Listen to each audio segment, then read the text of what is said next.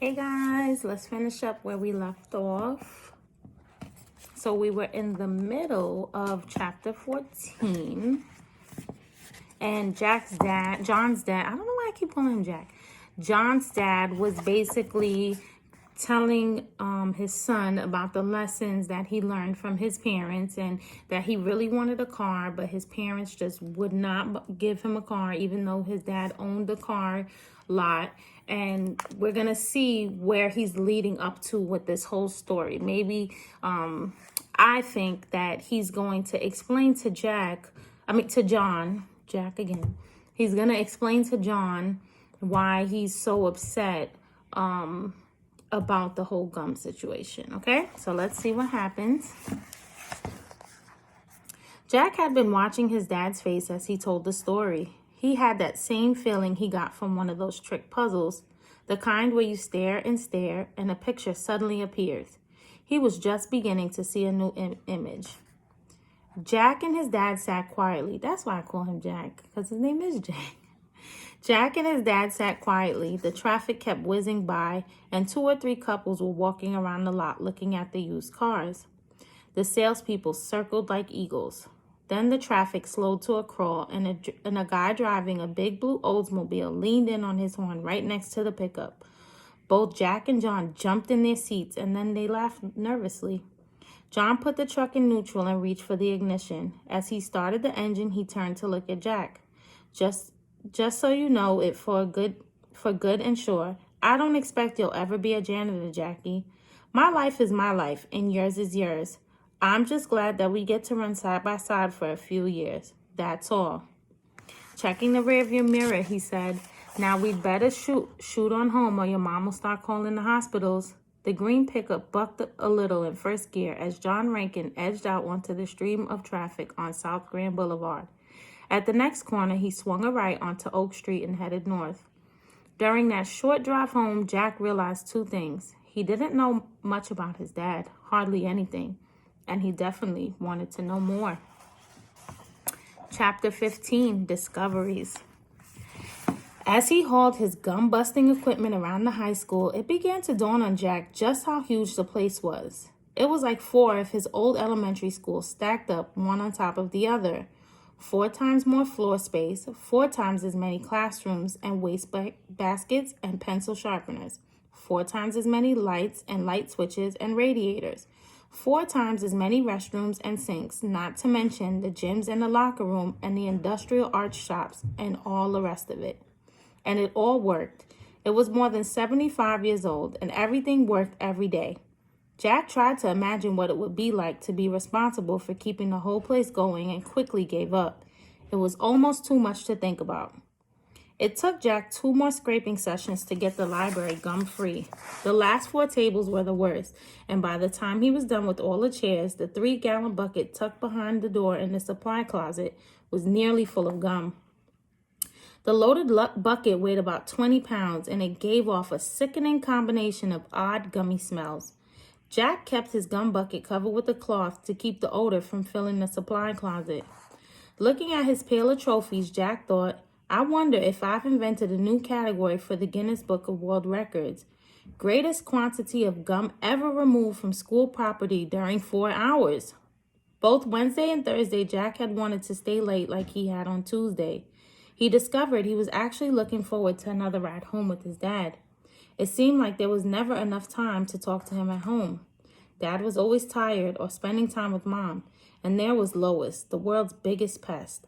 Another ride home would be good. Jack thought a lot about what his dad had told him on Tuesday, and now he wanted to ask him a million questions, especially about the Vietnam War, about being in the Army. Jack also wanted to know more about his grandfather, Honest Phil, and about how Dad and Mom met and got married. Tons of questions. Jack had also wanted to stay late so he could use the time after gun patrol to search for the door that matched key number 73. He'd been on the lookout. He watched for doors in odd places, but Jack was pretty sure he would not find the steam tunnel door without a serious hunting expedition.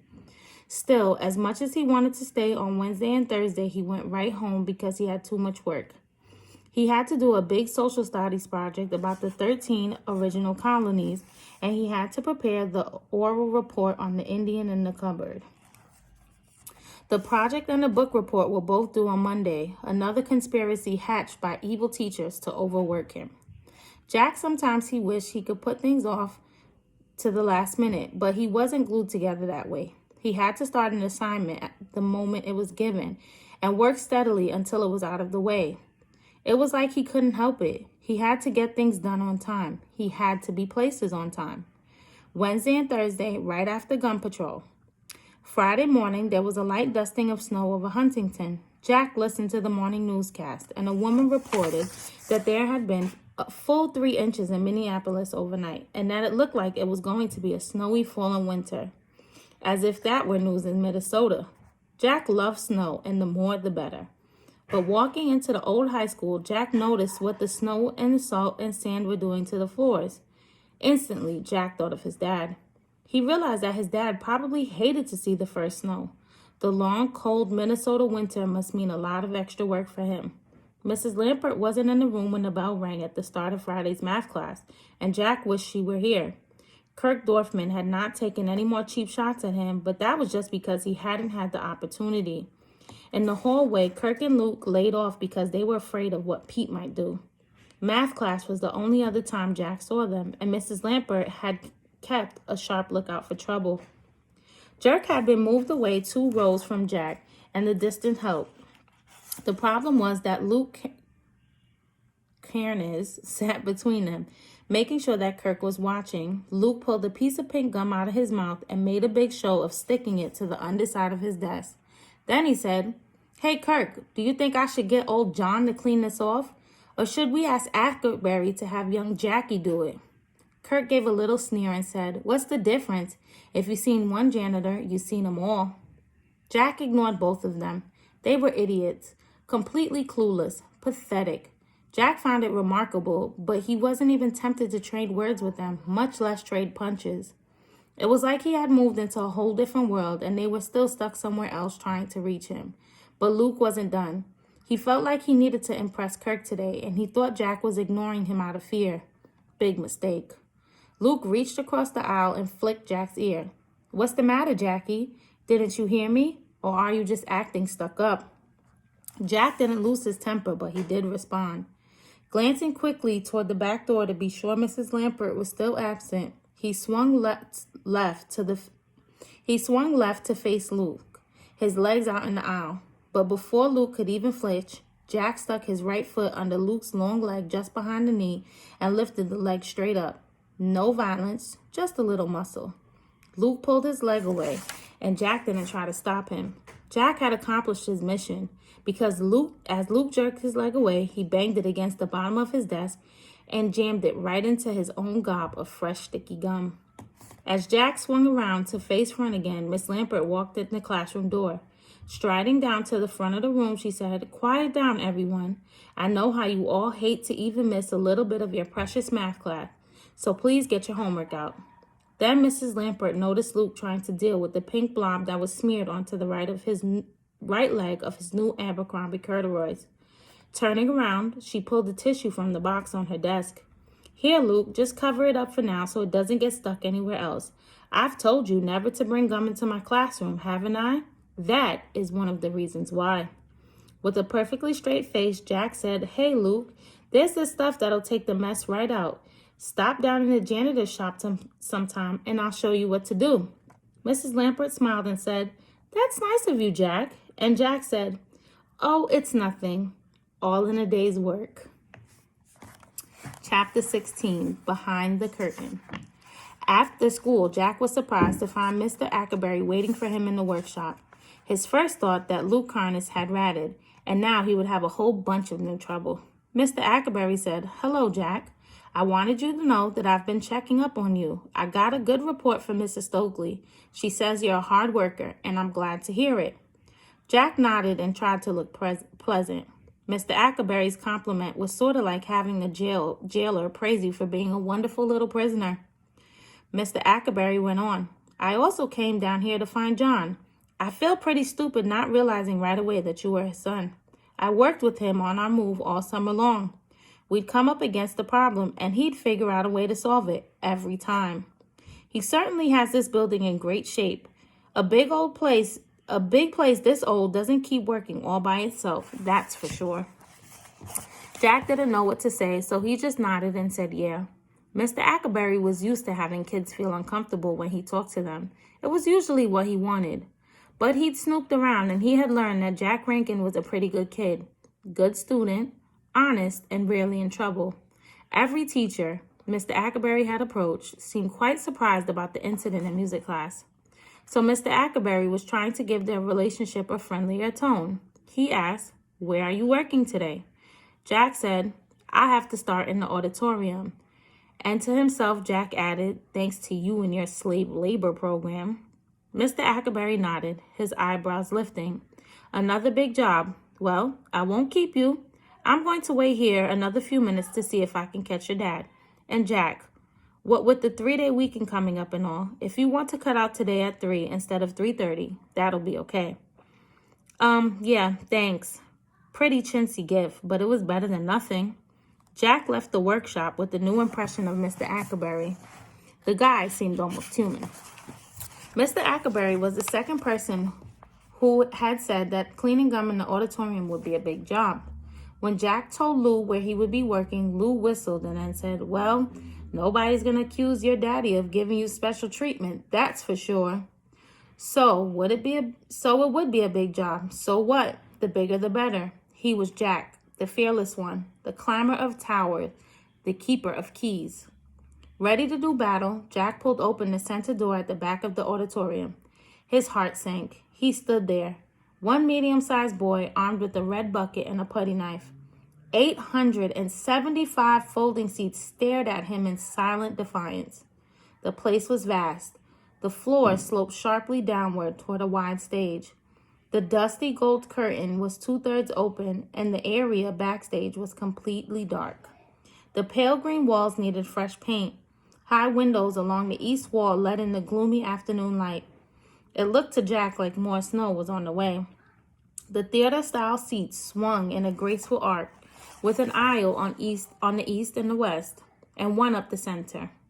The backs and the seat bottoms were covered with fake brown leather fastened on by brass upholstery tacks, and the wooden underside of almost every seat was pockmarked with wads of gum. With a deep sigh, Jack sat down his bucket and began removing the gum from the bottom of seat number 1 in row W. The scraping and rubbing sounds that had seemed so loud in the library were lost in the huge room as if they floated off into outer space. Jack got into the rhythm of the work. Seat by seat, he moved across the wide back row, turned the corner, and headed back. He would work on a seat until it was done, straighten up, push the bucket forward with his foot, then bend down and start on the next one. He scraped carefully, trying not to scratch the dark plywood, and he wasn't satisfied until a seat bottom was completely clean. By the time he had cleaned 2 rows, it was getting so dark that sometimes Jack couldn't tell if he had gotten all the gum off by scraping or if he should use the offit to finish the job. He put his putty knife in the bucket and went to the center aisle. He walked downhill towards the stage. Time to turn on some lights. Vaulting easily up onto the front stage, Jack walked behind the curtain toward the right, his footsteps hollow on the wooden floor. He had worked on the lighting crew for a play at his old school, and he knew what to look for. Somewhere there had to be a switch labeled house lights. He headed for the right-hand wall. Backstage was a mess. Music stands and folding chairs were scattered about, and a set of dented kettle drums was half covered by a large cupboard panel. There were pieces of scenery that had been painted to look like big blocks of stone along the top of a castle wall. A rack that used to hold costumes had tipped over, and wire coat hangers lay in a tangled heap. Jack's eyes adjusted to the darkness of the stage, and he could see that there was no light panel near the right-hand door. He did an about-face and headed left, walking along the back wall of the stage area. Near the middle of the stage, Jack tripped on something and went sprawling onto the floor. Rubbing his elbow, he stood up and looked back to see what had caused the fall. It was a silver blade of a long sword, half hidden by a black curtain covering the rear of the stage wall. He bent over, pulled the whole thing out from behind the curtain, and straightened up to get a good look at it. It was just a stage prop made of wood, but it had been well made and carefully painted. It was a knight's broadsword with a wide hilt and a long handle, made to be swung using both hands. It was almost 4 feet long. Jack swung it, and it made a pleasant whirring sound as he carved the air. It felt good in his hands, holding it out in front of him at eye level. He lunged toward the curtain, pretending to jab the evil knight. A clank came from behind the curtain, maybe armor or something. There was a break in the curtain about 6 feet to his left, so Jack walked over, grabbed it, and held on as he stepped about 10 paces back toward the right. Just as Jack suspected, more stuff lay hidden behind the curtain. He saw a long jousting lance made from a bamboo pole and a shield that had been a metal trash can lid. It had been spray painted white and then decorated with a red lion wearing a gold crown. But that wasn't the best thing. The best thing had nothing to do with knights and armors and swordplay. The best thing was very simple. It was a door. On the door, there was just one word: access. Jack put down his wooden sword and reached into his pocket. He pulled out a key. The light was too dim to see the number, but he could feel that there were only 2 numerals stamped on it. It had to be key 73. He pushed the key into the jagged keyhole and held his breath and turned. Bingo! The door hinged on the left, and Jack pulled it open wide. Peering into the shadows, he saw a short landing just inside the door and a set of metal stairs, 9 steps down, maybe more. It was very dark in there. There was a light switch on the wall to the right of the landing, but when Jack flipped it, nothing happened. Suddenly aware of how his heart was pounding, Jack let himself off the hook. There was no hurry.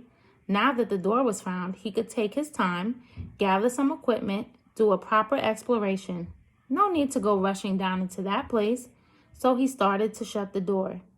When he had the door almost shut, Jack noticed something strange. When the door is almost shut, there's usually a flow of air either in or out.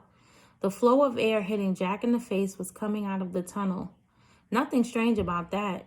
It wasn't the air itself that was odd. It was what the air was carrying. The air was carrying a smell. It was faint, so faint that Jack thought he must be imagining it. But it was a smell Jack knew very well. Too well. It was the smell of watermelon bubblegum. What do you guys think? I'm so excited to learn what is behind this door. What's behind door 73? That's my question for you guys today. What do you think is behind door 73? I want to know what you guys think, because I have all of these different thoughts going on in my head, but I want to know what you think is behind that door. So comment below 2 sentences. What is behind door 73? What is Jack going to discover? See you guys next time.